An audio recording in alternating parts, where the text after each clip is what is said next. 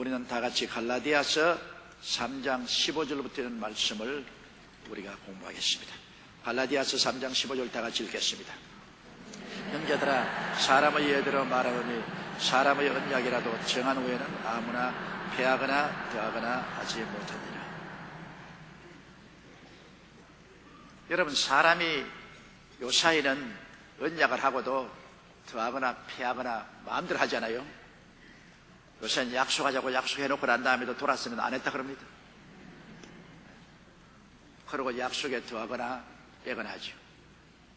그렇기 때문에 요사이는 말로서 확증을 하지 못하기 때문에 반드시 글을 적어야 되는 것입니다. 언약을 적어서 양쪽에 사인을 하거나 도장을 찍어야 돼요. 그러므로 점점 이 사회가 계약적인 사회가 되고, 계약적인 사회가 될수록 늘어나는 것이 변호사 사무실입니다. 미국 같은 사회는 변호사가 얼마나 많은지 몰라요. 모든 것은 전부 변호사 사무실에 이루어지는 거죠. 조그마한 걸 하나 파고 사는 것도, 인간관계는 전부 변호사 사무실에서 언약을 맺어야 됩니다. 그러지 않고는 말로서 언약은 이제는 그건 옛날 이야기입니다. 이제는 말로서 언약했으니 지키십시다. 안 지켜요. 다 변호사 사무실에 가서 서로 언약한 것을 적어서 공정을 해야 나중에 언약을 깨면 법적으로 소송을 할 수가 있게 되고, 법적인 부담 때문에 언약을 지키게 되는 것입니다. 결혼 생활도 그렇지 않습니까? 서로 결혼했는데 우리 그냥 언약으로 결혼하자. 당신은 내 아내가 되고 나는 당신 남편이 되겠다. 그러놓고 난 다음에 손 털어버리는 사람 많지 않아요. 그렇기 때문에 반드시 결혼은 구청에 가서 결혼했다는 등록을 하면 그것이 법적인 제약이 되는 것입니다. 나중에 그 언약을 깨면은 이혼을 하게 될 때 이혼 위자료를 내야 되는 법적인 제약이 되는 것이죠. 요새 젊은이들이 법적인 결혼 안 하려고 합니다. 왜냐하면 이혼할 때 골치 아프니까 우리 그냥 살자. 그냥 서로 마음이 맞을 때는 살고 헤어질 때 미련 없이 헤어지자. 그래서 요새 많은 젊은이들이 동거 생활을 하면서 법적인 결혼을 안 합니다. 그것은 나중에 이혼할 때 부담이 되기 때문인 것입니다. 그러나 이 성경에는 사람의 예대로 말하니 사람의 언약이라도 정한 후에는 아무나 패하거나 더하거나 하지 못하는데, 사람의 언약도 요사이 이제 변호사 사무실에서 법적으로 언약을 하고 기록을 하고 공정을 한 이상은 더하거나 빼거나 절대로 못합니다. 더하거나 빼거나 하면 법적으로 제재를 받게 되는 것입니다. 자녀들에게 상속하는 문제도 마찬가지입니다. 애들 불러놓고 얘야 큰아들에게는 얼마 주고 둘째 딸에게는 얼마 주고 셋째 아들에게는 얼마 주겠다. 그 말해놓고 난 다음에 부모가 치매에 걸려버리면 막 절단강사 나는 것입니다. 내가 뭐라고 그랬더라, 나 전혀 기억이 안 난다, 그러면 안 되잖아요. 그렇기 때문에 변호사를 불러서 공정을 세워서 큰아들을 둘째 딸 셋째 아들을 얼마 주겠다고 딱 공정을 해서 그것을 금고에다가 딱 갖다 넣어놓으면 그게 언약의 정서가 되므로 거기에 보태거나 뺄 수가 없습니다. 공정해 놓았기 때문에. 그러므로 사람의 관계에서도 이와 같이 확실한 언약을 세워놓으면 보태기나 빠지를 못하는데, 16절요. 이 약속들은 아브라함과 그 자손에게 말씀하신 것인데 여럿을 가리켜 자손들이라 하지 아니하고 오직 하나를 가리켜 내 자손이라 하였으니 곧 그리스도라. 그런데 하나님께서 아브라함의 자손을 통해서 온 세계 만민에게 복을 주겠다고 하셨는데, 그때 하나님께서 아브라함의 자손들이라고 말하지 않았습니다. 아브라함의 자손, 한 사람을 말하는 것입니다. 아브라함의 자손들 많아요. 이스마엘도 아브라함의 자손이요. 이삭도 아브라함의 자손이죠. 나중에 아브라함이 사라가 죽고 난 다음 그두라라는 여자하고 결혼해서 또 많은 자식을 낳았어요. 그 아브라함의 혈통에서 태어났다고 해서 다 아브라함의 자손이 되는 것 아닙니다. 하나님의 언약의 자손만이 아브라함의 자손이 되는 것입니다. 언약의 자손. 그러므로 하나님의 언약 맺은 자손은 이삭밖에 없습니다. 이삭을 통해서 하나님께서 만민에게 복을 주겠다. 아브라함의 자손. 그런데 결국 후손을 쭉 경험해 내려오면 아브라함의 자손은 예수 그리스도가 또한 아브라함의 자손으로 나오는 것입니다. 이삭은 바로 예수 그리스도의 모형인 것입니다. 예수 그리스도를 통해서 구원을 받아야 아브라함의 자손이 되는 것입니다. 믿음으로 말미암아 예수 그리스도를 통해서 우리가 구원받는 것은 하나님의 언약입니다.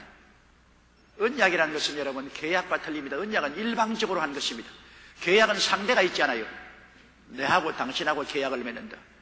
그러므로 서로 계약을 지켜야 관계가 유지되고 계약을 깨버리면 관계가 무너지는 것입니다. 그러므로 언약은 일방적입니다. 상대방하고 상대적이 아니고 일방적으로 이렇게 하나님이 하겠다고 했기 때문에 하나님 그대로 하시는 것입니다. 우리 구원은 여러분 하나님의 일방적인 언약입니다. 계약이 아닙니다. 누구든지 예수 믿으면 멸망하지 않고 구원을 얻으리라. 하나님의 언약입니다. 이거는 믿기만 하면 구원 받는 거예요. 안 믿으면 구원 못 받는 거예요. 계약의 조건이 없습니다. 그러나 구약 성경은 그는 언약이 계약입니다. 너희들이 십계명을 지키면 선민으로서 구원을 받겠다. 하나님과의 계약을 맺은 것입니다. 이스라엘 백성이 계약을 어기니까 언약이 다 파괴되어 버리죠. 그러나 오늘날 신약 성경에는 그와 같은 조건이 없습니다. 누구든지 예수를 믿기만 하면 구원을 받는다. 일방적인 하나님의 약속이지요. 계약이 아닌 것입니다. 그러면 얼마나 좋습니까? 조건부로서 구원을 주는 것은 상대적인 것입니다. 네가 이렇게 하면 나도 이렇게 해주겠다. 네가 이렇게 안 하면 나는 안 해주겠다. 상대적이죠. 그러나 무조건하고 내가 너에게 이렇게 해주겠다고 언약하는 것은 일방적인 것입니다. 그거는 은혜지 약속이 아닙니다. 계약이 아닙니다. 은혜로서 그냥 믿으면 난 주겠다. 남녀노유 빈부 귀천할 것 없이 예수 믿으면 구원을 얻겠다는 것은 하나님의 일방적인 언약인 것입니다. 그러므로 나의 의로운 행위로 말미암지 않고 내가 잘나거나 못나거나 선하거나 착하거나 자격이 있어야 되는 것이 아니라 그거는 계약이지만은 언약은 일방적으로 하나님이 너 예수 믿으면 자격이 있든 없든 못났든 잘났든 죄인이든 의인이든 할 것 없이 구원을 시켜주겠다. 이 하나님의 언약인 것입니다. 그러므로 아브라함과 그 자손에게 말씀하신 것인데 여럿을 가리켜 자손들이라 하지 아니하고 오직 하나를 가리켜 내 자손이라 하시니 곧 그리스도 예수를 가리켜서 하는 말인 것입니다. 그러므로 이 세상에서 하나님은 예수를 통하지 않고는 아무 어떠한 사람을 통해서라도 구원을 주시겠다고 하신 적이 없습니다.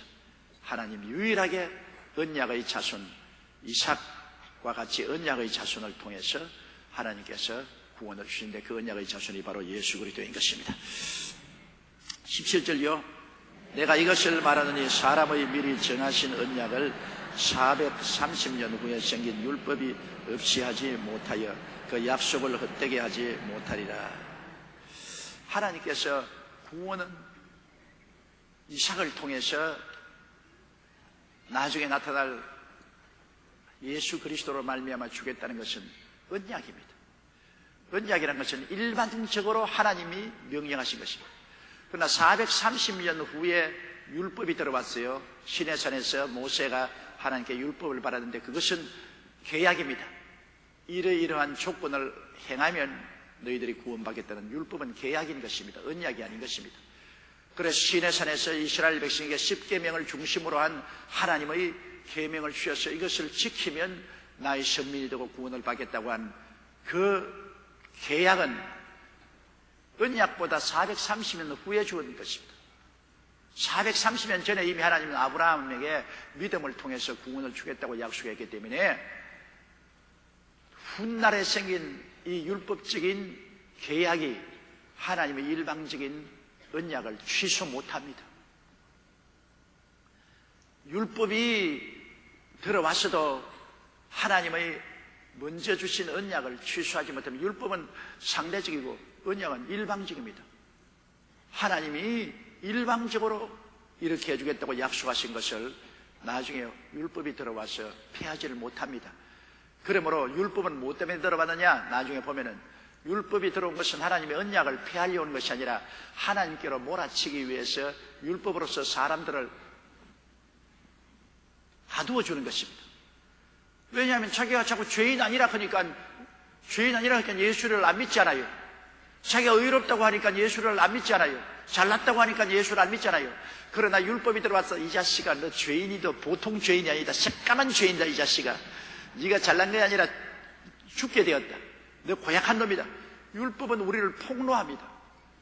그 자기 자신이 율법 앞에서 완전히 폭로가 되고 이제는 죄인이요 못났고 좌절과 절망에 처하여 죽을 수밖에 없으니까 누구에게로 돌아옵니까? 하나님이 예수를 통해서 구원해 주겠다는 약속이 있기 때문에 전부 여지없어 손 들고 옵니다. 들고 오는 것입니다.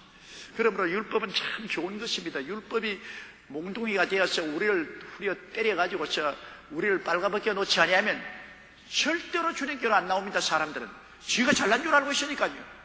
나는 뭐 예수님 없어도 다 구원받을 수 있고 잘 살 수 있고 좋고 걱정할 거 없다고 생각합니다. 그러나 율법이 들어와서 우리가 얼마나 처참한 죄인이며 부족하고 인간의 힘으로 도저히 살아갈 수 없다는 것을 빨가벗겨 놓으면 그 다음 옷을 입혀줄 주님을 찬양하는 것입니다. 지가 옷을 입고 있으면 옷이 필요 없다고 생각하지 않습니까? 율법이 들어와서 그 늑마 같은 옷을 벗겨버리고 뻘거벗었으니까 이거 도저히 부끄러워서 할 수가 없습니다. 옷을 입혀줄 자가 누굽니까? 예수님이 십자가의 보혈로 값주고 산 의로운 옷은 예수님이 입혀주므로 그러니 예수께로 나온단 말입니다. 율법이 온 것은 우리를 뻘거벗기 위해서 온 겁니다. 율법이 참 무지무지한 무서운 것이지만은 우리를 뻘거벗기는 놀라운 일을 해주심으로 우리에게 옷을 입혀주시는 하나님의 언약의 구주 예수 그리스도에게 찾아오게 만들어주는 좋은 역할을 하게 되는 것입니다. 18절요.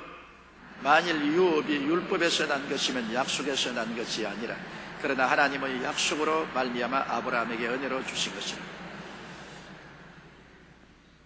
구원은 율법에서 난 것이 아니잖아요. 그것이 말하기를 율법은 우리를 구원할 힘은 없지 않아요. 우리 빨가벗길 힘만 있지. 구원은 하나님이 예수를 믿음으로 구원 얻겠다고 아브라함에게 약속해 주신 예수께로 돌아와야 구원을 얻는 것이죠. 그러므로 우리가 유업은 율법에서 난 것이 아닙니다. 구원이란 유업은 율법에서 난 것이 아니요 하나님의 약속에서 난 것입니다. 그러므로 약속이란 것은 하나님이 우리가 자격이 있어 주는 것이 아니라 무자격해도 하나님의 은혜로 주신 것이기 때문에 믿기만 하면 받을 수가 있는 것입니다.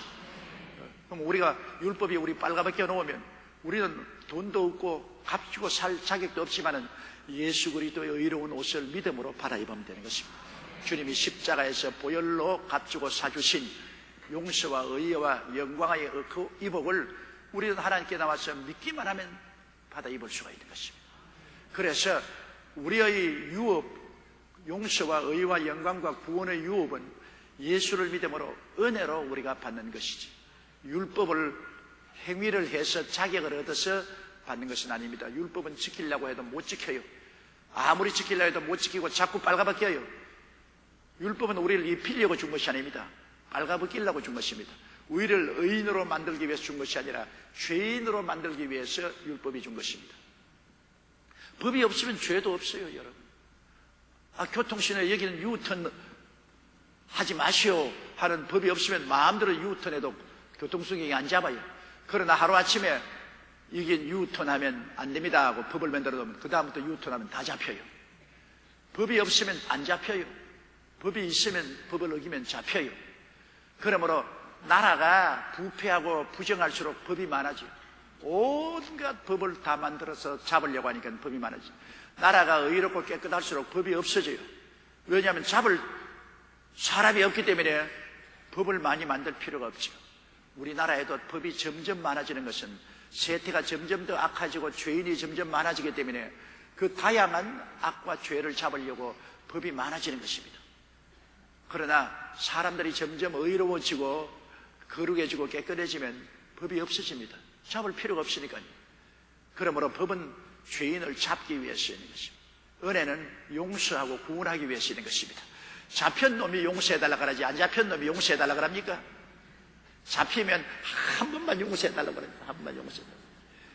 그러니까 율법은 잡았어. 너 살라 그거든 예수님께로 가거라. 안 그러면 죽었어. 안 그러면 너는 뭐 지옥불에 활활 탈 거야. 그래 내가 너를 잡았으니 너가 살고 싶으면 예수께로 가고 안 살고 싶거든 잡힌 그대로 지옥으로 내려가라. 그거인 것입니다. 그 율법이란 얼마나 좋은지 몰라요. 우리를 때려잡아가 예수께로 가도록 만들어주는 놀라운 인도자가 되는 것입니다. 그러므로 구원은 율법을 지킴으로 오는 것이 아니라 예수를 믿음으로 온다는 것을 우리가 확실히 알아야 되는 것입니다.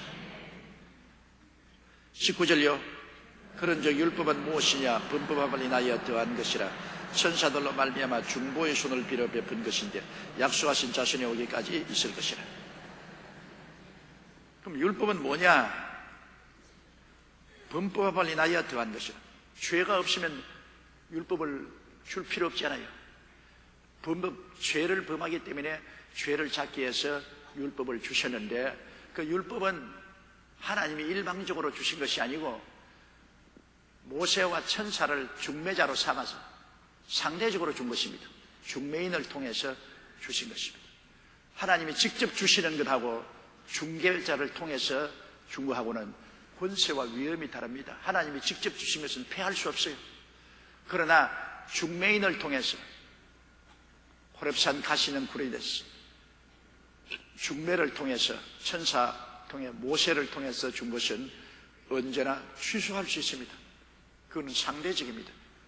하나님이 직접 주신 것은 취소하지 못해. 하나님이 당신 자신을 어떻게 취소합니까? 그러므로 율법은 중개자를 통해서 주었기 때문에 언제고 그것은 철폐될 수 있는 것입니다.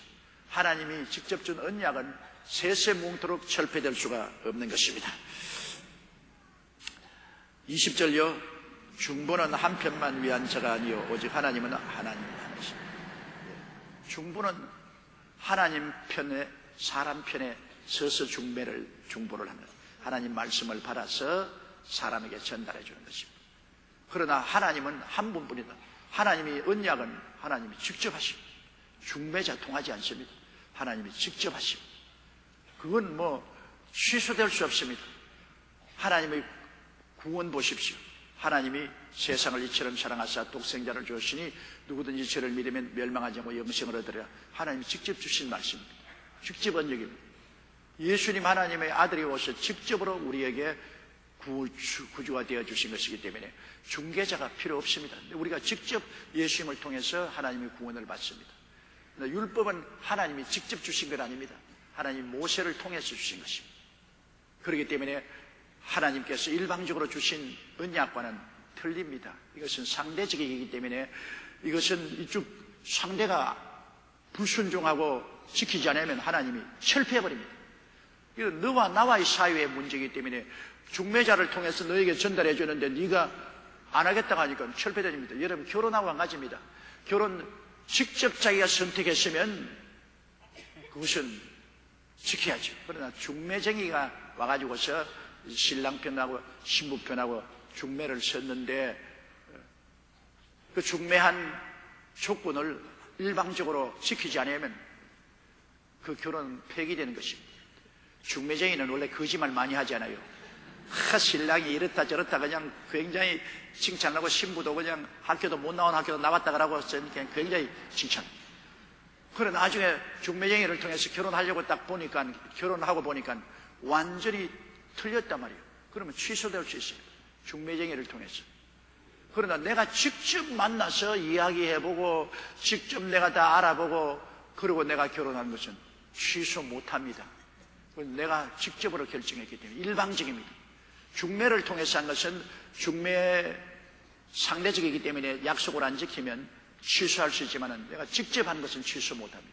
하나님의 언약은 하나님이 직접 주시기 때문에 취소 안 됩니다. 그러나 모세를 통해서 이스라엘 백성에게 준 율법은 상대적입니다. 이스라엘 백성이 지키면 하나님이 그것을 지켜주시고, 이스라엘 백성이 그 율법을 파기하면 하나님께서는 파기할 수 있는 상대적인 것입니다. 좀 어렵고 복잡한 것 같지만 여러분 알아듣기를 예수님 이름으로 축복합니다.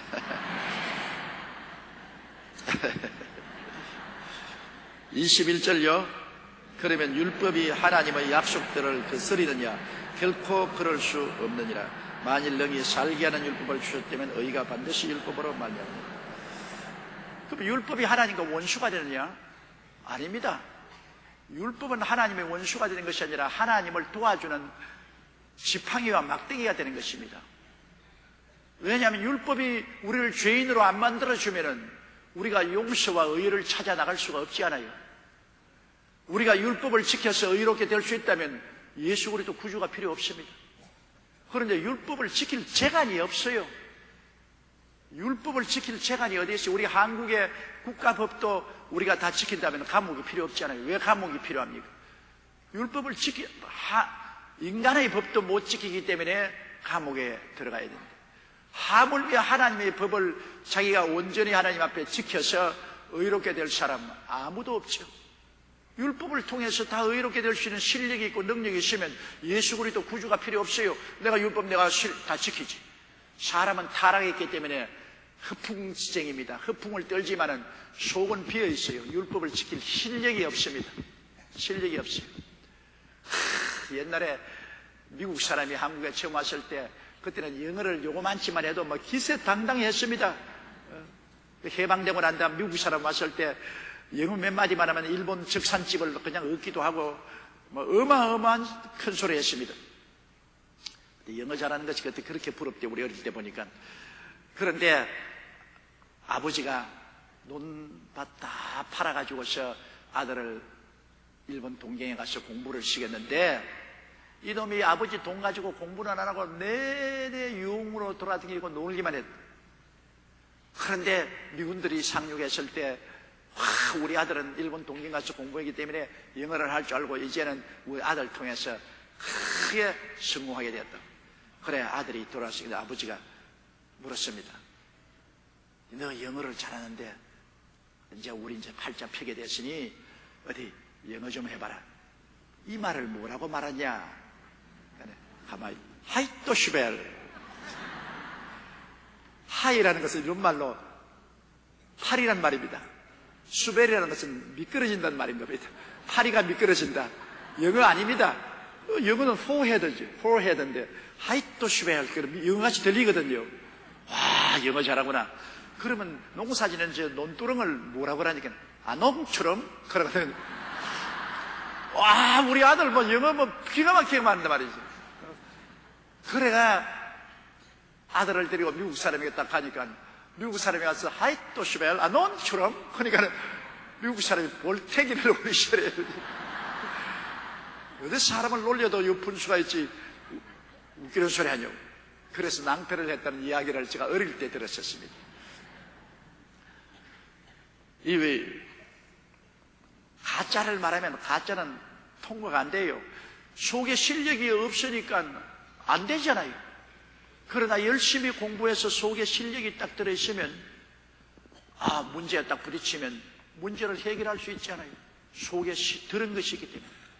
속에 들은 것이 없이 있는 채 하다가 나중에 실제로 큰 낭패 당하거든요. 그러면 아담의 자손들은 속에 들은 실력이 없어요. 의롭게 살고 거룩하게 살고 정결하게 살고 율법을 지키려 하는 실력이 없어요. 실력이 없는 사람이 세상에 나오니까 실력이 없으니까 그저 죄짓고 불의하고 추악하고 온갖 거짓말 도둑질 음란 방탕 온갖 것 다 하고 사는데 지킬 힘이 없지 않아요. 그 율법이 나와도 큰 소리만 하고 문제없이 지킨다. 어디 지켜봐라. 하나도 못 지켜요. 전부 죄인으로 돌아왔습니다. 모든 사람이 죄를 범하였음에 하나님의 영광에 이르지 못하더니. 그러므로 율법은 지킬 사람이 없기 때문에 율법을 통해서 생명을 이룰 사람이 아무도 없어요. 율법 앞에는 모든 육체가 죄인으로 드러나는 것입니다. 하나님의 율법 앞에 죄인으로 드러나지 않을 사람이 하나도 없습니다. 율법을 온전히 지킨 사람이 누가 있나요? 제가 옛날에 대전에서 집회하면서 여러분 가운데 스스로 율법을 지켜서 의롭다 할 자신 있는 사람 손들라고. 그러니까 한 30대 남자가 손을 쫙 뜨더라고요. 그래서 나는 여태까지 태어나서 지금까지 율법을 완전히 지켜서 의롭다함을 얻을 자신을 가진 사람은 처음 봤다고 하니까 그 옆에 있는 부인이 막 손을 흔들어요. 왜 그러니까 우리 남편요, 미쳐서 병 고침 받으러 데리고 왔어요. 율법을 다 지켜서 의롭다고 하는 사람은 미친놈이라 그렇게 말할까? 정상적인 사람은 그런 말할 사람 아무도 없습니다. 여러분 가운데도 혹시 미친 사람이 있을는지 몰라요. 그러니까 율법을 지켜서 의롭게 할 자신 있는 사람 손 안 들어보세요. 다 정상적인 사람이네. 손 드는 사람은 미친 사람이요. 아무도 율법을 지켜서 의롭게 된 사람 없어요. 그렇기 때문에 율법이 들어온 것은 우리들을 죄인으로 드러나게 만들기 위해서 그렇게 한 것입니다. 너는 완전히 죄인이다, 너는 의롭지 못하다, 너 실력으로는 결코 하나님 앞에 나갈 수 없고 지옥불에 불탈 것이다. 그럼 어떻게 할까요? 나는 어찌할까요? 그러니 예수님이 너 죄를 대신해서 십자가에 못 박여 몸치고 피 흘려 죽으셨으니 예수를 믿고 용서와 의를 받아라. 그 예수를 믿고 용서와 의를 받고 나니까 하나님이 성령을 보내주셔서 실력이 생기는 것입니다. 성령이 들어오면 이제 의롭게 살 힘이 생기거든요. 예수 믿고 용서와 의로움을 얻게 나니까 성령을 주셔서 성령으로 기도하고 성령으로 믿고 성령으로 행함으로 이제는 율법을 능히 지키고 살 수 있는 능력이 생겨나는 것입니다. 능력 없이 아무것도 할 수 없습니다. 능력 없이 어떻게 해나요? 능력이 있어야 할 수 있지. 예수 믿고 용서받고 의롭다함을 얻어야 성령이 오셔서 우리에게 능력을 주시는 것입니다. 22절요. 그러나 성경이 모든 것을 죄 아래 가두었으니 이는 예수 그리스도를 믿음으로 말미암은 약속을 믿는 자들에게 주리 하심이라. 얼마나 감사합니까? 성경에 보면 율법이 모든 사람을 죄 안에 가두어 놓았습니다. 전부 이놈아 너도 죄인이다, 너도 죄인이다, 너도 죄인이다. 전부 다 풍선 뜨는 놈들을 다 때려잡아 가지고서 가두어 놓고, 자 이제는 죄인들이 이제 가두었으니 이제는 형무소에 갈 도리밖에 없습니다. 형무소는 지옥 아닙니까? 영원한 하나님의 형무소인 지옥에 갈 수밖에 없어 좌절하고 있는데 거기에 복음이 전파되는 게 없어요. 여기에 길이 있다. 너희 모든 죄를 다 대신하여 십자가에서 청산해 주신 분이 계신다. 예수님이시다. 저를 믿으면 값없이 다 너희 죄가 용서를 받고 의롭게 된다. 예수를 믿어라. 그거 안 믿는 사람 바보지. 아니 그렇게 위대한 구원을 주시는데 아무 행위도 없는 자기에게 값없이 은혜로 주시는 건 넓적 받아 먹어야지. 그게 잔소리 하다가는 진짜로 지옥불에 뒹굴게 되는 것입니다. 그러므로 사람들이 하나님의 법을 알고 자기가 죄인인 것을 깨닫고 예수께 나와야 되겠는데 하나님의 법을 안 들으려고 귀를 딱 막습니다. 아무리 하나님 말씀을 해도 나 못 들었어, 나 하나도 못 들었어. 왜? 들으면 죄가 드러날까 싶어서 안 들으려고 하는 겁니다. 여러분 안 듣는다고 죄인이 아닙니까? 한 번은 저희 일꾼하고 옥당샘에 아침에 물 길러러 가는데 일꾼이 이 물지개를 지고 가다가 물지개를 싹 내려오면서 용기야 여기 가만히 있어, 내가 꽁 한 마리 잡아올게. 그래서 아이고 장난치지 마시고 봐라, 지우에 매가 한 마리 자꾸 날고 있지 않느냐. 매가 날고 있는 그 밑에 가면 꽁이 있다. 그래 숲으로 뛰어가더니만 붉은 꽁 한 마리를 산채로 잡고 왔어. 그 왜? 꽁이 매가 도니까 꽁은 눈에만 안 보이면 숨긴 줄 알고 머리만 박아놓습니다. 온 몸뚱어를 공중으로 다 내놓고 머리만 풀 밑에 박아놓고 자기 눈에 안 보이니까 안 보이는 줄. 내 눈에 안 보이니 안 보인다, 안 보인다, 안 보인다. 그러니까 우리 일꾼이 가서 꽁을 산채로 그대로 잡아왔어. 여러분 자기 눈에 안 보인다고 해서 다른 사람에게 안 보이나요? 다른 사람에게 다 보이는 것입니다. 내가 율법을 안 듣겠다고 하나님 법을 나는 안 들어. 난 율법 안 들었으니까 난 죄인 아니야. 자기 눈만 감고 아웅한다고 해서 다른 사람이 하나님 보시기에 죄인 아닙니까? 죄인이지요. 그러므로 율법을 모르고 죄를 지은 사람도 지옥 가고 율법을 알고서 죄를 지은 사람도 지옥 가는 것입니다. 오직 지옥 안 가는 사람은 자기 죄를 깨닫고 회개하고 예수 믿는 길밖에 없어요. 온 천하에 종교가 많지만은 모두 다 율법적인 종교인 것입니다. 수양을 닦아라, 도덕을 닦아라, 고행을 하라, 착한 일을 해서 그 결과로 천당 간다. 착한 일을 해서 천당 갈 만큼의 어려운 사람 아무도 없지 않아요. 천하 인간에게 구원받을 만한 다른 이름을 주신 적이 없다고 베드로는 말했습니다. 기독교의 위대한 점은 우리가 도덕과 수양을 닦아서 고행이나 자격을 얻어서 율법을 지켜서 구원받는다고 하는 것이 아니라 우리는 모두 다 절망적이고 모두 다 죄인이고 모두 다 쇠폐한 나무 잎사귀 갖고 더러운 걸레같이 더러운 인생들로 우리는 구원 못 받는다. 그러나 하나님의 아들이 오셔서 우리의 죄를 대신 짊어지고 하나님 앞에 심판을 받아서 그 죄를 다 갚았다. 우리의 죄의 빚을 예수님 억만장자가 오셔서 대신 갚아주었다. 십자가에서. 그러므로 예수를 구주로 믿으면 모두 다 죄에서 빚에서 해방이다. 이 기독교 신앙이 얼마나 위대합니까?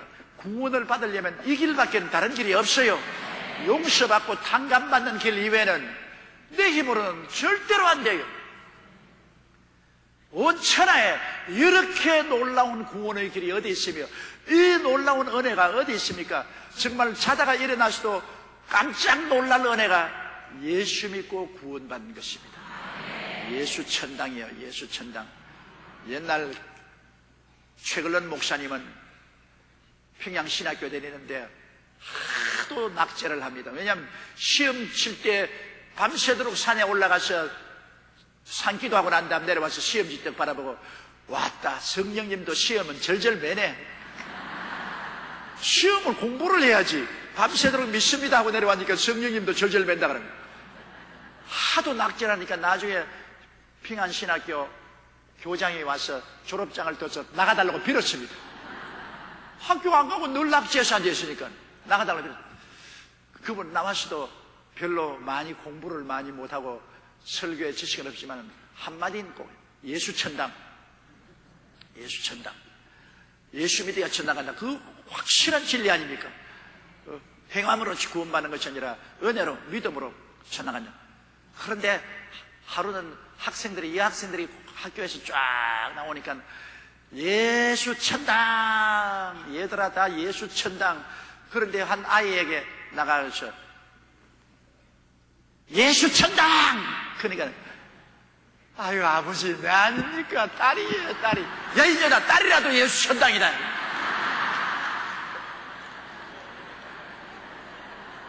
그 최글런 목사님의 그 열정은 보통이 아니었습니다. 한 분은 어느 집에 가는데 그 옛날에는 이 남편을 주인이라 그랬지 않습니까? 그런데 최글령 목사가 벌써 유명한 소문이 나 있기 때문에 집에 가니 부인이 최글령 목사가 오는 걸 보고서 자기 남편 보고 빨리 집 뒤로 숨으라 했습니다. 그 남편이 최글령 목사가 들어오는데 빨리 뒤뜰로 숨었습니다. 그래 주인이 있습니까? 그러니까 그 부인이 주인 없어요. 정말 없어요. 안 계세요. 그러니까 최글령 목사님이 집 뒤로 가니까 그게 주인이 있거든요. 가서 멱살을 잡고 또 최글령 목사님이 키가 크고 몸이 장대했습니다. 위도를 해서 너무 때리가 목에다가 발을 딱 뻗고 동놈 잡았다. 분명히 여기 부인이 주인이 없다 했는데 외간 남자가 집 뒤에 와 있으니 동놈 잡았더니 이놈 경찰서로 가자. 아이고 내가 주인입니다. 거짓말 마라. 부인이 주인 없다 그랬다. 그래 닌 동놈이다. 넌 오늘 내 손에 죽었다. 살려주십시오.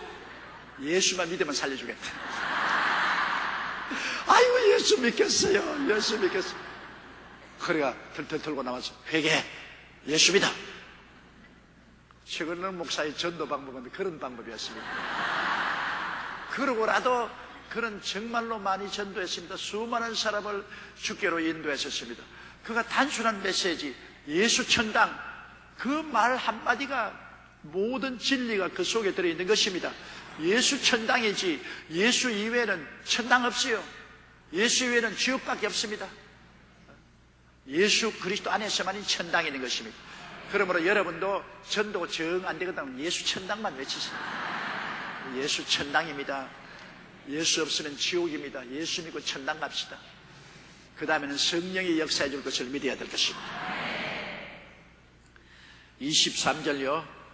믿음이 오기 전에 우리가 율법 아래 매인받고 계시될 믿음의 때까지 갇혔다. 믿음이 오기 전에까지는 예수님 2000년 전에 십자가에 못 박여 피 흘려 죽으시고 우리 죄의 빚을 청산하기 전까지는 전부 율법 하에서 갇혀 있었습니다. 율법이 전부 다 우리를 죄의 감옥에 갇혀놨습니다. 왜냐하면 예수님 믿음이 전파될 때 예수님을 믿게 하려고 미리 율법이 때려잡은 것입니다. 미리 일찌감치 와서 때려잡아 놓았지. 전부 다 별 도리 없이 너희 힘으로 능으로 구원받지 못하고 너희들은 뭐 이제는 절망이라 갈 길이 없다 때려잡아 놓고 그 다음에 예수님이 구원의 길을 전파하기 위해서 하나님이 그렇게 섭리하신 것이라고 말씀하고 있는 것입니다. 24절이요.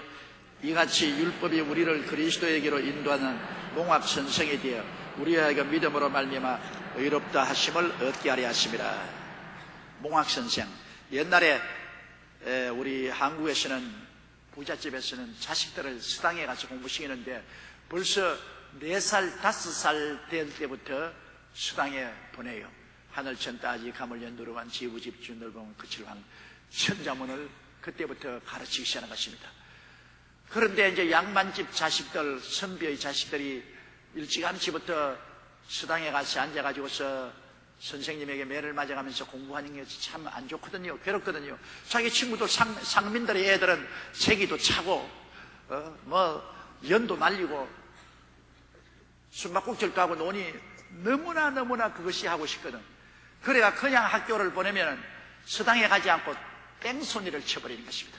가서 그냥 제기 치는 애들하고 제기 차고 숨바꼭질하고 연 날리고 그리고 공부를 안 해요. 그래서 주인이 종을 시켜가지고서 섬을 시켜서 어린 나이 때는 4살, 5살 되기는 업고 수당에 데려가게 하고 나이가 6, 7살 되면 손으로 잡고서 수당에 가도록 만들어집니다. 그 종을 뭐라고 하냐면 몽합선생이라고 합니다. 어린아이의 선생이라. 이 몽합선생이 업고 가든지 손으로 잡고 안 가면 얘들 옆으로 쇠버리니까 몽합선생입니다. 그래서 이 몽합선생에게는 상당히 권세를 주인이 줘서 말 안 듣거든 때려도 좋다. 말 안 들으면 때리고 기합을 넣어도 좋다고. 그래서 몽합선생 말 안 듣다가 뺨도 얻어맞고 엉덩이도 얻어맞고 그러면서 수당에 가요. 그런데 이 몽합선생은 뭐 가르치냐? 가르치는 것은 없어요. 오직 수당으로 데리고 가는 역할만 하지. 가르치는 것은 수당의 선생님이 하는 것입니다. 율법이 뭐냐? 몽합선생이라고 말했습니다. 우리를 수당으로 데리고 간다. 안 그러면 안 가려고 자꾸 빼니까, 예수 안 믿으려고 자꾸 도망치니까 율법이 몽합선생이 되어서 우리를 업고 잡고 협박하고 공갈해서 수당 선생님 내려가는데 수당 선생님이 누구냐? 예수님이신 것입니다. 율법은 몽합선생으로 우리를 몰아서 수당 선생님에게로 데려가고 수당에 가면 예수님께서 우리에게 구원의 도리를 가르쳐 주어서 영생을 얻고 구원을 받게 만들어 주신다는 것입니다. 25절요. 믿음이 온 후로는 우리가 몽합선생 아래 있지 아니하도다. 이제 예수를 믿고 구원을 받고 난 다음에는 선생이 필요 없잖아요. 이 몽합선생이 강제로 데리고 수당에 데려갔다가 이제 나중에 수당에 딱 취미가 들어서 선생님의 말씀을 재미있게 듣고 배우게 되면 이제는 아유 몽합선생 날 데리고 다닐 필요 없다. 내가 수당에 가는 것이 너무나 재미가 있다. 나 필요 없다. 자기가 수당에 취미를 붙이고 공부를 하게 되면 이제 몽합선생이 필요 없어요. 우리가 예수를 믿고 은혜를 받게 되면 율법이 필요 없어요. 이제는 율법이 우리를 협박하고 공갈해서 예수교로 나가라고 안 해도 우리가 좋다고 얼씨구나 나가게 되는 것입니다. 예수 믿는 게 얼마나 좋아요. 우리 텅 빈 가슴 속에 예수님이 들어와서 주인이 되면은 여러분 얼마나 좋습니까? 성경에 보면 주인 없는 집을 뭐라고 말했습니까? 우리 사람은 다 집으로 만들어졌어요. 우리는 하나님이 거하시든지 마귀가 있든지 거할 집입니다. 인간은 집으로 지어졌어요. 그런데 성경에 보면은 이 집에 귀신이 한 놈 딱 주인으로 들어앉아 있어요. 타락한 사람은 다 태어날 때부터 벌써 죄인이기 때문에 귀신이 들어앉는 것입니다. 그런데 그 주인이 귀신이 들어앉는데 우리는 그 집 종이 아닙니까? 종은 주인을 섬기는데 종이 열심히 주인을 섬기다가 종이 가만히 있어 나는 이게 도저히 귀신 섬기고 있을 수 없으니 이걸 물리쳐야 되겠다. 자기가 노력을 하고 아주 거역을 해서 수양과 도덕을 닦고 해서 귀신을 물리쳤어요. 귀신을 쫓아냈어요. 집을 깨끗이 소지했습니다. 마음으로 이제 술 먹던 건 안 먹고 담배 피던 건 안 피우고 방탕을 안 하고 올바르게 딱 마음을 작정해서 그 마귀의 주인을 쫓아내고 있는데 마귀가 쫓겨나가서 재미가 없거든. 물 없는 곳으로 돌아다니며 괴로우니까 가만 와서 보니까 집이 비었는데 주인이 없거든. 그러니까 이제 들어가야겠다. 내가 저놈보다 약해서 쫓겨나왔는데 이번엔 7 귀신을 데리고 7 놈을 데리고 들어가니 뭐 도저히 막을 수가 없으니까 7 귀신이 들어와서 주인으로 점령을 하니 이제는 그 나중 형편이 처음보다 훨씬 나빠져서 난장판이 된 것입니다. 세상에서 아무리 수양과 도덕을 닦고 고행을 하고 해서 몸과 마음을 깨끗하게 해서 마귀를 내어 쫓는다 하더라도 주인이 없는 빈집으로 있으면 소재해놔도 소용이 없어요. 이 주인은 누가 들어와야 됩니까? 예수님이 주인으로 들어와야 되는 것입니다. 예수님 하늘과 땅과 세계와 그 가운데 모든 것을 지으신 예수님이 우리의 주인으로 딱 들어와 앉아 계시면 사탄이 왔다가 7길로 도망을 치지. 어디에 감히 사탄이 예수 그리스도 앞에 나옵니까? 예수께서 십자가에서 사탄을 심판하시고 정사와 권세를 다 뺏어버렸는데 예수님이 마음의 주인으로 들어오고 우리는 예수님을 섬기는 종으로 살아야 되는 것입니다. 우리는 섬기는 종이지 주인이 안 됩니다. 내가 주인 되려고 하면 안 돼요. 많은 예수 믿는 사람들이 예수님과 동등한 공동 주인이 되려고 하는데 공동 주인 안 돼요. 주님이 집주인이고 우리는 집이에요. 우리는 오직 주님을 섬기는 종인데 주님과 공동 주인 되려고 금방지게 날뛰다가 낭패와 실망을 당하지 않습니다. 나와 세상은 강고롭고 구수한 주만 보이도다. 하늘과 땅과 세계와 그 가운데 모든 것을 지으시고 우리를 위해서 죽었다가 부활하신 전지전능 무소부지하신 예수님만이 우리의 주가 되시고 주인이 되신 것입니다. 예수님을 내 마음의 주인으로 모셨으면 자나 깨나 예수님께 집중해야 되는 것입니다. 자나 깨나 예수님을 예배하고 찬미하고 감사하며 예수 그리스도를 모시고 살아야 됩니다. 우리는 혼자 사는 사람 아닙니다. 어른을 모시고 삽니다.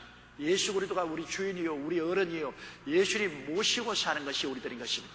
우리가 밥을 먹어도 예수님 모시고 우리가 잠을 자도 예수님 모시고 우리가 직장을 구해도 예수님 모시고 사업을 해도 예수님 모시고 어른을 모시고 우리가 이 세상을 살게 되는 것입니다. 그래서 시편 127편에 야훼께서 집을 세우지 아니하면 세우는 자의 수고가 헛되다. 하나님 모시지 않고 집을 짓고 인생의 집을 지어도 다 헛일이 된다. 하나님 모시고 주인 없이 하면 야훼께서 성을 지키지 않으면 80분의 경시하며 한 사로다. 예수님이 주인이 되어서 우리의 인생의 성을 지켜주시고 삶을 지켜주셔야지 예수님 없이 인간으로서 자기 인생을 지키려는 것은 나중에 창수가 나고 홍수가 나면 다 무너지고 마는 것입니다. 주인인 예수님을 마음속에 꼭 모시고 주인을 모시고 사는 여러분 되시기를 주의 이름으로 축원합니다. 예수님이 주인으로 오시면 얼마나 예수님은 사랑의 주인, 은혜의 주인, 축복의 주인, 평안의 주인, 화평의 주인. 예수님이 오시면 의와 평강과 희락이 마음속에 충만하고 믿음, 소망, 사랑이 넘쳐나니 예수님 주인 얼마나 좋습니까? 그러므로 예수 믿는 것보다 큰 복이 없이 우리의 인생을 살면서 진실한 삶의 의미와 목적과 가치도 내 속에 계신 예수님이시고 참된 평화와 화평과 기쁨도 예수님이시고 행복은 예수께로 말미암아 오는 것이지 예수님 떠나서 행복은 절대로 다가오지 않습니다. 그 외엔 다 거짓이요. 돈이 행복입니까? 거짓말입니다.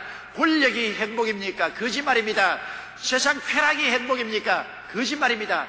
이는 다 헛되고 헛된 거짓말입니다. 물거품같이 잡으면 아무것도 남는 것 없습니다. 진실한 내용은 예수님이 내용인 것입니다. 그러므로 예수님 그리스도와 더불어 항상 사는 여러분 되시기를 주의 이름으로 축원합니다. 26절요. 너희가 다 믿음으로 말미암아 그리스도 예수 안에서 하나님의 아들이 되었으니 할렐루야. 행위로 말미암아 된 것이 아니라 믿음으로 말미암아 되었습니다. 행위는 율법의 심판을 받아서 아예 박살이 나고, 율법 앞에서 행위는 박살이 나고, 오직 예수를 믿음으로 말미암아 용서와 의를 받고 하나님의 아들이 되었습니다. 믿음으로, 믿음으로. 따라 말씀하세요. 믿음으로, 믿음으로, 믿음으로, 오직 믿음으로. 행위로는 안 돼요. 행위는 율법의 심판을 받아서 박살이 나버립니다. 율법 행위는 율법 앞에 설 수가 없어요. 박살이 나고, 오직 예수 그리스도의 은혜를 믿음으로, 예수님이 날 위해서 짐 짊어 주시고 날 위해서 일해 주신 그 보람을 의지하는 믿음으로, 그 은혜를 믿음으로 구원받는 것입니다. 믿음은 하겠네. 오직 믿음이 우리를 구원하시는 것입니다. 27절요. 누구든지 그리스도와 합하여 세례를 받은 자는 그리스도로 옷 입었으니. 우리 예수님으로 세례받는다는 것은 뭡니까? 세례하는 것은 예수 그리스도와 함께 물무덤에 장사 지내고 죽고 예수 그리스도와 함께 부활하는 것을 세례라고 합니다. 세례하는 것은 예수 그리스도와 하나됨을 표시하는 것입니다. 십자가에 예수님이 우리 위해서 죽을 뿐 아니라 우리가 좀 더 깊이 나가면 우리와 함께 죽은 것입니다. 내가 그리스도와 함께 십자가에 못 박였나니, 그러므로 예수 그리스도와 함께 죽고 함께 장사 지낸 바 되고 함께 부활한 것을 우리에게 체험시키기 위해서 우리가 물무덤에 들어가서 장사 지내고 물무덤에서 그리스도 이름으로 부활하는 것을 말하는 것입니다. 원래 세례라는 것은 여러분 침례가 원래 세례입니다. 물에 가서 그리스도와 함께 물무덤에 장사 지내버리고 그 다음에 그리스도 안에서 부활하는데, 요사이는 그것이 약식이 되어가지고서 물을 떠서 의마에 이렇게 성부와 성자와 성령으로 칠하는 것인데, 이것은 약식 세례입니다. 약식 세례를 언제부터 하기 시작하면 병자는 물에 세례받으러 들어가지 못하지 않아요. 병들어 있는 사람이니까. 그때는 가서 침상에서 약식 세례를 베풀었습니다. 또 그리고 저 사막에 있는 사람들은 물이 없어요. 들어가서 침례받을 물이 없어요. 그러므로 물을 그릇에 담아서 약식으로 세례 베풀었습니다. 그렇지만 물이 있는 곳에서는 정식으로 세례받아야 되는 것입니다. 정식으로 물무덤에 들어가서 장례 지내버리고 무덤에서 예수 그리스도로 말미암아 부활한 침례를 받아야 되는 것입니다. 침례를 받음으로 말미암아 하나님 앞과 온 세계 앞에서 나는 예수 그리스도와 하나가 되었다. 예수와 함께 죽고 장사 지내고 함께 부활했다. 이것을 선언하는 것입니다. 세례라는 것은 굉장히 중요합니다. 예수를 믿음으로 말미암아 세례 안 받아도 구원 얻지 않아요. 그럽니다. 우편 강도는 세례 안 받아도 주님의 나라에 임할 때 나를 기억하소서 하니까 예수님이 오늘날에는 나와 함께 낙원에 그는 십자가에 못 박여 있기 때문에 내려와서 세례 받을 여가가 없어요. 지금 죽어가니까. 믿음으로 구원받았지만은 우리가 믿음으로 구원을 받은 사람은 주님이 세례를 받으라고 명령하셨기 때문에 세례를 받아야 되는 것입니다. 세례를 받음으로 내 마음속에 한 신앙의 획이 꺼지는 것입니다. 전에는 왔다 갔다 했는데 세례 받음으로 말미암아 단호하게 성령께서 우리에게 획을 꺼주는 것입니다. 이제는 예수 그리스도와 함께 죽고 장사내고 그리스도와 함께 부활해서 이제 예수 그리스도로 옷 입은 사람이 되었습니다. 이제는 예수 사람이 되고 말았어요. 예수와 함께 죽고 장사지고 예수 그리스도를 통해서 부활했으니 이제는 예수 그리스도가 내 안에, 내가 예수 그리스도 안에 있어 그리스도로 옷 입은 사람들이 되는 것입니다. 여러분 예수를 믿고 세례를 받은 사람은 모두 다 예수님이 여러분 안에 계시고 여러분이 예수님 안에 있고 그리스도로 옷 입은 사람들이 되는 것입니다. 예수님이 구만리 장천 멀리 있다고 생각하면 절대로 안 됩니다. 예수님은 현실적이에요. 지금 내 안에 계셔요. 내가 지금 예수님 안에 계셔요. 눈에 안 보이더라도 눈에 보이는 것보다 더 확실한 겁니다. 예수님은 지금 우리와 함께 우리 속에 계십니다. 그래서 우리와 함께 사망의 엄침한 골짜기로 가면 예수님 함께 사망의 엄침한 골짜기를 가주시고 평지를 걸으면 평지에 같이 걸어주시고 물을 지나면 함께 물을 지나고 불을 지나면 함께 불을 지나시는 것입니다. 예수님과 우리는 분리할래야 분리할 수가 없습니다. 그리스도와 함께 계셔서 주님은 그 손에 지팡이와 막대기를 가지고 우리를 건지시고 우리를 보호하여 주시는 것입니다. 목자는 지팡이와 막대기 없는 목자는 목자가 아닙니다. 양무리를 치는데 지팡이와 막대기가 있어야지요. 지팡이는 건져주고 막대기는 보호해주는 것입니다. 예수님은 우리의 목자로서 그 손에 지팡이를 들고 막대기를 들고 우리를 어려움에서 건져내 주시고 우리 원수를 막대기로 쳐서 보호해 주시는 역할을 하시기 위해서 여러분과 항상 같이 계신 것입니다. 여러분 속에 주님이 집을 삼고 같이 계시고 가정에 계시고 직장에 계시고 여러분의 일생을 통해서 예수 그리스도와 같이 계십니다. 여러분 옷을 입고 있으면 옷이 여러분과 하나가 되어 있잖아요. 옷이 하나가 되어 있습니다. 예수를 옷 입듯이 입고 있으니까 예수님이 여러분과 하나가 되어 있죠. 그러므로 얼마나 고마운지 몰라요. 우리가 예수 그리스도를 믿는 사람은 결코 외롭지 않고 고독하지 않습니다. 주님께서 내가 결코 너를 버리지 아니하고 너를 떠나지 아니하리라. 볼지어다 세상 끝날까지 내가 항상 너와 함께 계시니 전지전능하신 예수님이 여러분과 함께 계시므로 두려워 말고 놀라지 말고 전적으로 예수님을 믿으십시오. 살아도 예수님 안에서 살고 죽어도 예수님 안에서 죽고 흥해도 예수님 안에서 흥하고 쇠해도 예수님 안에서 쇠하고 살아도 예수님 안에서 살고 죽어도 예수님 안에서 죽는다. 죽으면 내 안에 계신 예수님이 내 속사람 딱 손잡고 가자. 이제 이 장막집 너무 낡았어요. 이제 더 있을 필요 없다. 내가 지은 집으로 가자. 주님이 데리고 가시니 살아도 예수님과 함께 살고 죽으면 예수님과 더 가차이 얼굴과 얼굴을 마주대가 바라보면서 그리스도의 손을 잡고 천국으로 들어가게 되는 것입니다. 28절요. 너희는 유대인이나 헬라인이나 종이나 자유자나 남자나 여자 없이 다 그리스도 안에서 하나이다. 야, 유대인도 그리고 헬라인도 종이도 종된 사람도 자유자도 남자도 여자도 예수 안에서는 다 하나로 구분이 없습니다. 예수님 안에서 옛사람은 죽고 새사람으로 거듭나서 모두 하나인 것입니다. 예수님 안에서 우리는 다 하나로 한결같이 새로운 피조물이 된 것입니다. 로만이라고 해서 특별한 사람 아닙니다. 헬라인이라고 특별한 사람입니다.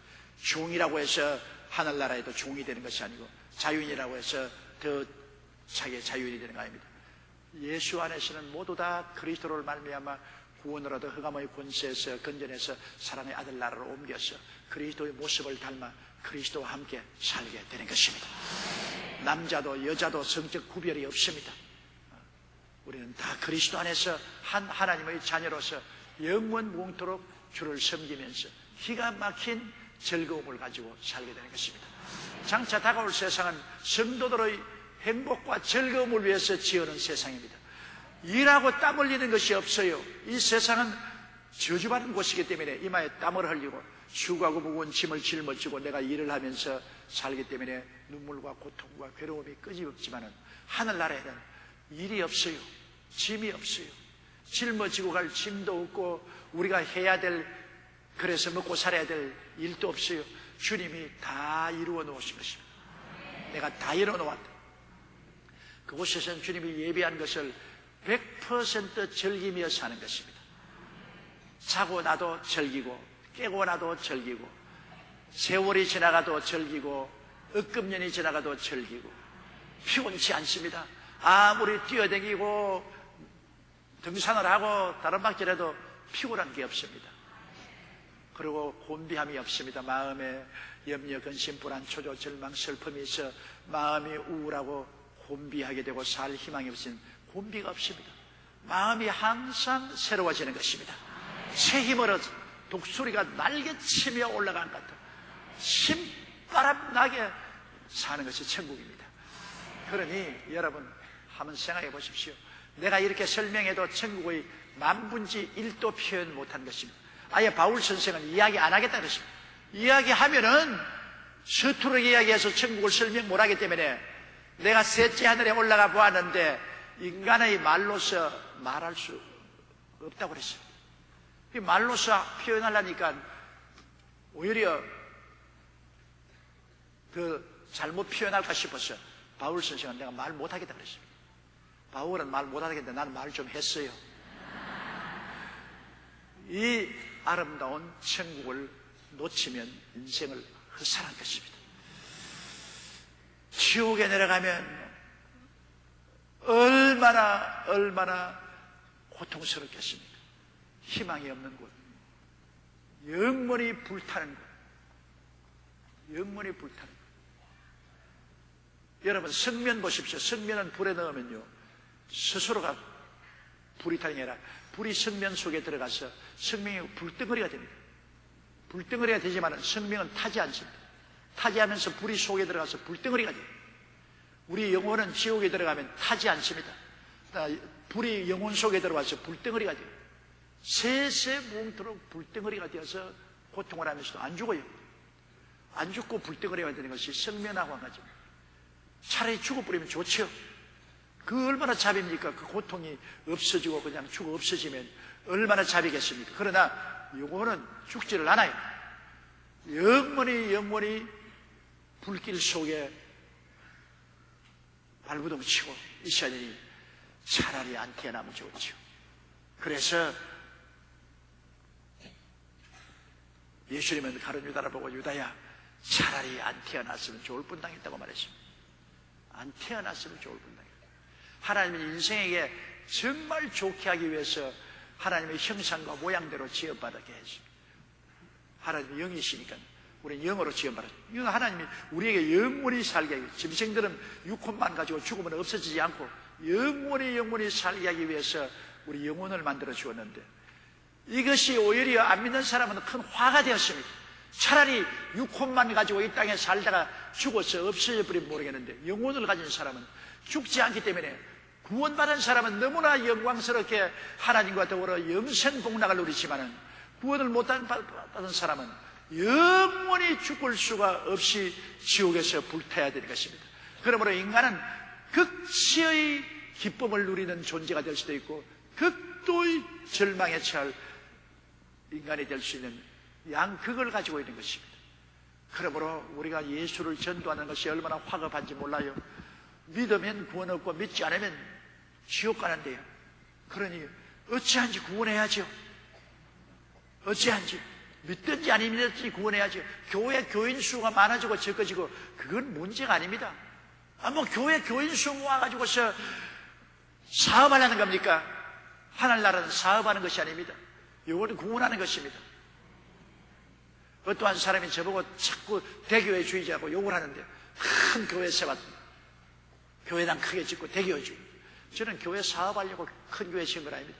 영혼 구원받아서 자꾸 수가 들어오니까 수용하려고 크게 지었지, 대교회주의를 해본 적이 없어요. 대교회주의 한다고 교인들이 모여오나요? 나 대교회주의 하니까 오시오! 그래가 그냥 다 모여온다면 한국의 교회, 앙클교회 누가 있겠습니까? 대교회주의 한다고 오지 않습니다. 말씀을 듣고 영혼 구원이 되어서 숫자가 자꾸 늘어가니까 수용하려니까 교회가 커졌죠. 교인이 적어지면은 교회 또 큰 교회 가질 수 없이 교회를 적게 할 수 있죠. 대교회주의라고 한다고 해서 교회가 되는 것이 아니라 영혼을 많이 구원하면 교회가 커지는 것입니다. 우리가 중요한 것은 그 사람 교회가 얼마나 크냐 적으냐 그런 자랑하지 말고 얼마나 많은 영혼을 구원하느냐, 그것이 문제인 것입니다. 얼마나 많은 영혼에게 전도하고 얼마나 많은 영혼을 불길 가운데서 끄집어내느냐, 이게 하나님 앞에 중요한 것입니다. 교회가 커지는 것도 많은 교인들이 모여서 영혼 구원을 위해서 합동하여 기도할 수 있도록 하기 위해서 교회가 커지는 것이고, 교회가 커지는 것도 많은 성도들이 연보를 내어서 더 많은 영혼을 구원하기 위해서 하는 것입니다. 우리 교회같이 교회가 크니까 우리 교회가 500교회를 개척하겠다고 달라들어서 근 300교회를 지금 개척했지요. 나중에 필요하면 5,000교회도 개척하려는 것은 돈 없으면 개척도 못해요.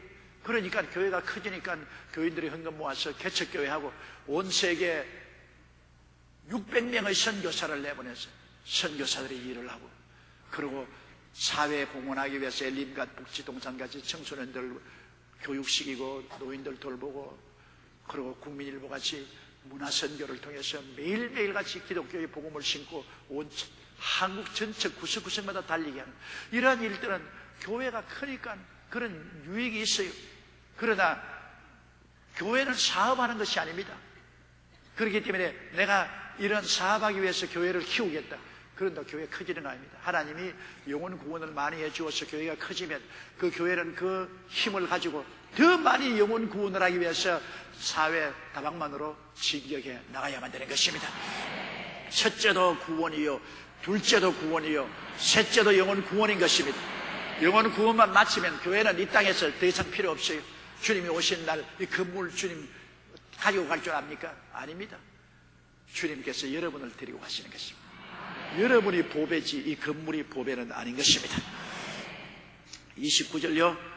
너희가 그리스도께 속한 자면 곧 아브라함의 자손이요 약속대로 유업을 이을 자들아. 하나님께서 아브라함에게 언약을 하시기를 너희 후손은 이삭으로 말미암으니라. 그런데 우리가 그 이삭의 모형이 바로 예수 그리스도인 것 때문에 우리가 그리스도를 믿고 그리스도에 소속되었으면 아브라함의 자손이요, 아브라함의 자손이면 아브라함의 상속을 받을 자인 것입니다. 아브라함은 어떤 사람입니까? 하나님이 내가 너에게 복주고 복주며 번창케 하고 번창케 하리라.